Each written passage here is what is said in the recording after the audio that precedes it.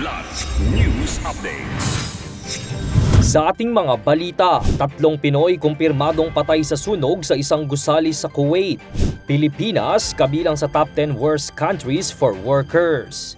57.1 million pesos na educational assistance sa indigenous people inaprubahan ng DBM. Ako po si Cesar Soriano, kasama ang buong puwersa ng Kidlat News Channel para ihatid ang nangungunang mga balita sa buong kapuluan ngayon. Kinumpirma ng Department of Migrant Workers o DMW na 3 overseas Filipino workers o OFWs ang namatay sa sunog sa isang residential building sa Kuwait.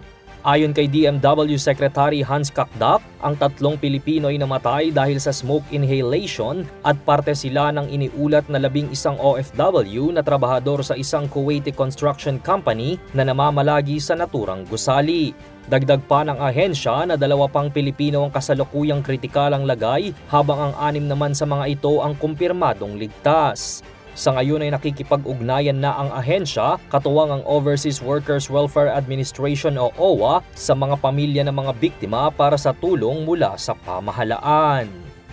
Sa 8 sunod na taon, pinangalanan ng Pilipinas bilang isa sa worst countries para sa mga manggagawa ayon sa International Trade Union Confederation o ITUC. Sa 2024 ITUC Global Rights Index, nasa kategoryang 5 ang Pilipinas sa sporadic violation of rights at lumalabas na walang garantiya sa karapatan ng mga manggagawa sa bansa dahil sa mahinang sistema ng batas. Nakabase ang rating ng ITUC sa degree of respect sa karapatan ng mga manggagawa, kabilang na ang mga taunang recorded violence sa bansa. Nabanggit din sa report ang pagkamatay ng 2 prominenteng labor group leader na sina Alex Dolorosa at Jude Tadeus Fernandez. Bukod sa Pilipinas, kabilang din sa top 10 ang bansang Bangladesh, Belarus, Ecuador, Egypt, Eswatini, Guatemala, Myanmar, Tunisia at Turkey. Inaprubahan ng Department of Budget and Management o DBM ang pagpapalabas ng mahigit 57 million pesos na pondo para sa edukasyon ng mga indigenous people o IP sa bansa. Ang naturang pondo ay parte ng Payapa at Masaganang Pamayanan o PAMANA program ng Department of Social Welfare and Development at National Commission on Indigenous Peoples.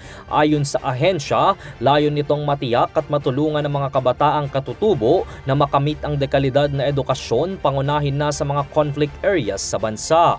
Ilalagay ang nasabing educational assistance sa 1,358 na benepisyaryo mula sa conflict-affected IP areas sa Cordillera Administrative Region, Mimaropa, Region 9, Region 11, Region 12 at Region 13.